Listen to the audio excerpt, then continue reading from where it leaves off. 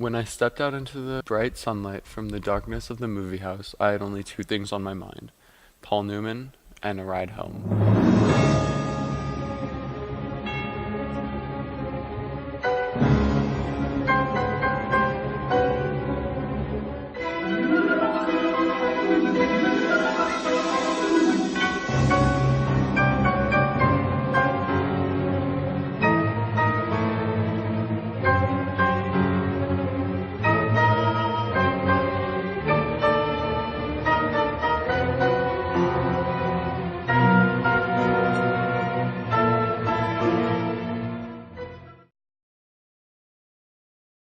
I was wishing I looked like Paul Newman. He looks tough, and I don't.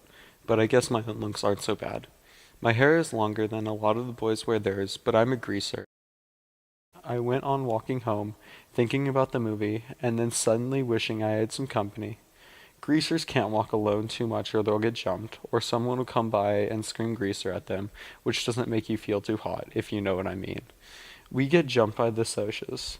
I'm not sure how you spell it, but I know it's the abbreviation for socials, the jet set West Side rich kids. It's the term it's like the term for greaser, which is used to class up all of the boys on the east side. We're poorer than the socias and the middle class. I reckon wilder too. Not like the socias who jump greasers and wreck houses and throw beer bottles for kicks and get editorials in the newspaper for being a public disgrace one day and then an asset to society the next. Greasers are almost like hoods. We steal things and drive old souped up cars and hold up gas stations and have gang fights once in a while. I don't mean I do things like that. Derry would kill me if I got in trouble with the police. Since Mom and Dad were killed in the auto wreck, the three of us get to stay together only as long as we behave. So Soda and I stayed out of trouble as much as we can, and we're careful not to get caught when we can't. Nobody else was there except the two girls who were sitting down front. Dally eyed them coolly, then walked down the aisle and sat right behind them. I had a sick feeling that Dally was up to his usual tricks, and I was right. He started talking loud enough for the two girls to hear. He started out bad and got worse. Dallas could talk awful dirty if he wanted to, and I guess he wanted to then. I felt my ears get hot, two bit, or Steve or even Soda would have gone right along with him, just to see if they could embarrass the girls. But that kind of kicks just doesn't appeal to me. I sat there, struck dumb, and Johnny left hastily to get a Coke.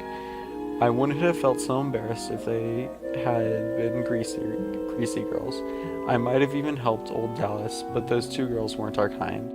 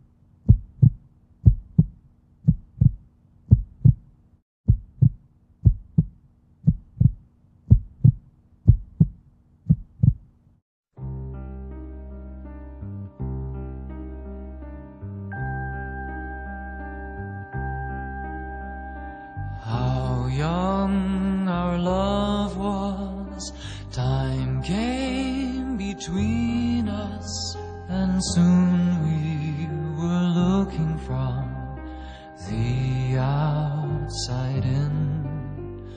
Two lonely strangers lost in the mirror of watching their life go by from the outside in. Greasers will still be greasers and socias will still be socias. Sometimes I think it's the ones in the middle that are really the lucky stiffs.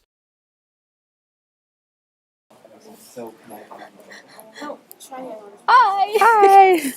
So our original review video, the audio got messed up, so this is what we have to do. Sorry.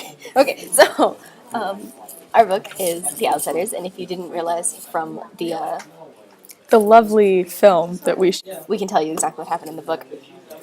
So it starts off with like Pony Boy, and he is a greaser, and the greasers have a war against the socias, and pretty much he gets them through all these kind of shenanigans until eventually his best friend kills a guy, a soc, and they run away to a church, which is the lockers in our movie, and then the church gets set on fire, and they save kids, who was Emily and Marcella, from the church. So yeah, and then and they come back, and because Johnny, Ponyboy's best friend, killed the soc, there's like this all-out war, and they decide to have a rumble and all this stuff because that's what people did in the 1960s.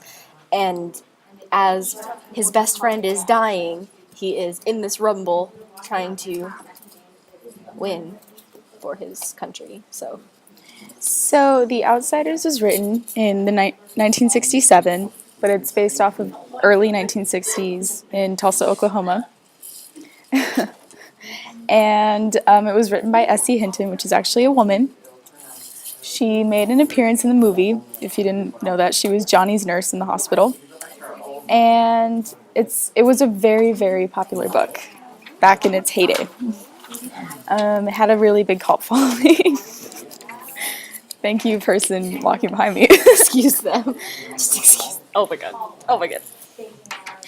The genre, I would say, is a drama, a teen drama, I guess you could say. Okay, and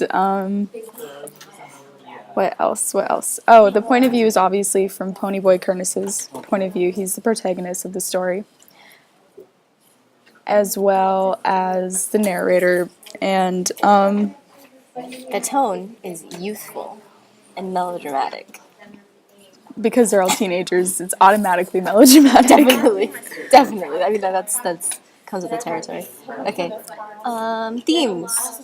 Bridging the gap between like rich and poor, and it's kind of sad because we had a really, really awesome discussion about this on the actual review, but essentially, the book really shows that everybody has problems, like no matter if you're rich, no matter if you're poor, no matter if you're on like opposite sides of the spectrum, like you're more alike than you think, and The Outsiders does a really good job of kind of showing that. Yeah, when you're in high school, you're so wrapped up in your own problems that you don't think about others when you do things to them. So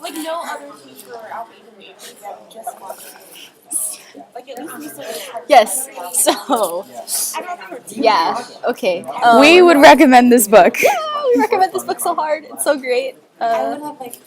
Because it's pretty universal and everyone can appreciate at least something that's brought up in the book. There's a love story, there's fighting scenes if you like that, brotherhood. Yeah, and then like Ponyboy also, like the way he describes everything since he narrates it, so it's like it's pretty much his mind, and just the way that he describes everything, you can really connect with him, and it makes you feel happy to read it. The end. Yay!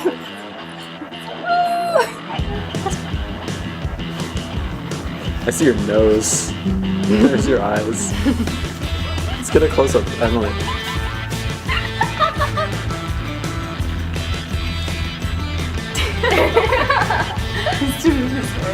Like, so they're really cool. We could do a dance number. You know in Slumdog I can spin a Millionaire, cane. like where they have the dance scene at the end of the movie? Do you want to do a dance We need scene? a train station. Woo, we have wrapped up.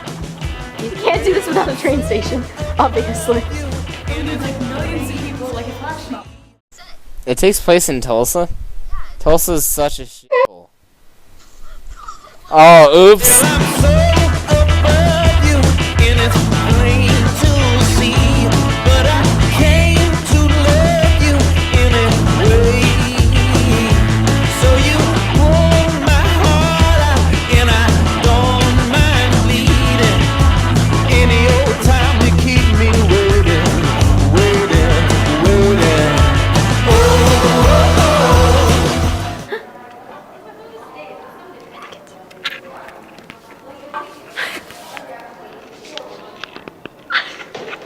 Yay! Yay! We are the Oscar award-winning filmmakers!